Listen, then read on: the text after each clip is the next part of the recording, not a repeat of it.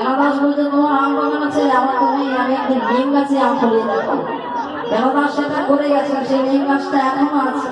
তার নিচে লেখা যায় বেনারসের কৃপা হলে নিম্নবৃক্ষে আম রোপণ।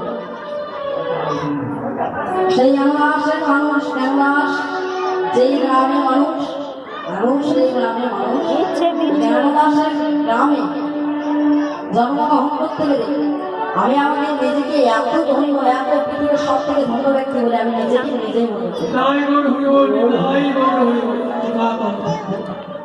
আমাদের ওখানে শুধু বেনারস নয়, শশী শেখর, চন্দ্রশেখর, এই দুটি বড় বড় Who text founded that location? আমি জানি না তো নাম। Who text founded that location? তবে যাই হোক, আজকের আলহানি গোবিন্দ বলছেন